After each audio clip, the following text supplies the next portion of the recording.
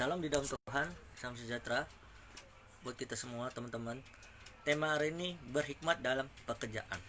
Amsal 22 ayat 29 kita buka Amsal 22. Amsal 22 ayat 29.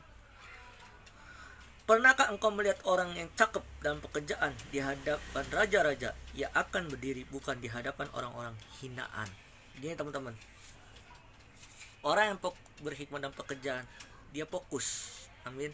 Tapi kalau orang nggak fokus, mohon maaf, nggak dihormatin, nggak dipromosikan, malah dijatuhkan. Artinya teman-teman, orang yang berhikmat dalam pekerjaan akan dipromosikan Tuhan dan dihormati. Artinya orang yang fokus dalam pekerjaan akan dipromosikan Tuhan dan dihormati semua orang atau dihargai. Tetapi orang yang nggak fokus dalam pekerjaan, malas-malas bekerja, mohon maaf, dia dibatu sandungan. Lanjut kita dulu yang pertama, kita belajar bahwa kita harus berhikmat dalam bekerja, yaitu akan dipromosikan Tuhan. Itu yang pertama. Yang kedua, Pengkhotbah 9 ayat 10. Segala sesuatu yang dijumpai tanganmu untuk kerjakan itu sekuat tenaga. Artinya, poin yang kedua kita belajar bahwa hikmat dalam pekerjaan adalah mengerjakan dengan sungguh-sungguh dan penuh tanggung jawab. Orang yang bekerja pasti yang pertama kita belajar mengerjakan dengan sungguh-sungguh, tekun atau dibilangnya itu. Dan yang kedua, penuh tanggung jawab. Tetapi banyak orang sekarang males bekerja. Kenapa? Karena dia udah kaya, sok kaya. Tapi kalau kita masih mau belajar dengan firman Tuhan, berhikmat dalam pekerjaan, kita penuh dengan tanggung jawab pelayanan, pekerjaan, semuanya. Yang ketiga, Kolose 3 ayat 3-4. Apapun yang kamu perbuat, perbuatlah dengan segenap hatimu, seperti untuk Tuhan, bukan untuk manusia. Kamu tahu bahwa Tuhan kamu akan menerima bagian, bukan bagimu sebagai upah. Hikmat pekerjaan adalah menyadari bahwa kita bekerja bagi Tuhan, bukan hanya untuk manusia. Kita bekerja bukan untuk manusia. Kita selama ini bekerja, kita pelayanan, kita usaha, itu untuk Tuhan. Kalau kita tidak menghargai pekerjaan, sama saja kita tidak menghargai Tuhan.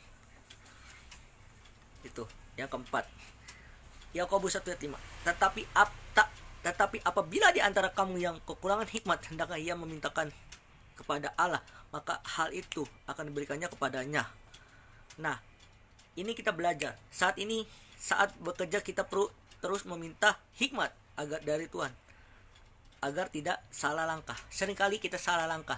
Seringkali kita terlalu banyak jalan-jalan sono sini yang tidak pasti. Fokus pada pekerjaan. Minta hikmat sama Tuhan supaya dagangan atau usaha kalian sukses, pekerjaan kalian. Nah, inti tema ini adalah yang pertama, berhikmat dalam pekerjaan berarti bekerja dengan cakep dan rajin. Yang kedua, menjalani pekerjaan dengan kesungguhan hati. Yang ketiga, menyadari bahwa pekerjaan adalah pelayanan bagi Tuhan. Itu yang ketiga. Yang keempat, selalu bergantung pada hikmat Allah untuk mengambil keputusan dan menghadapi tantangan. Selalu untuk mengambil keputusan kita harus minta hikmat, dan tantangan untuk minta hikmat kepada Tuhan. Artinya, kalau kita menghadapi tantangan, segala sesuatu masalah yang terjadi dalam hidup kita, kita harus berhikmat supaya Tuhan mengasih solusi jalan. Kenapa kita sering berhutang? Karena cuma satu, nggak sadar. Itu, Tuhan memberkati.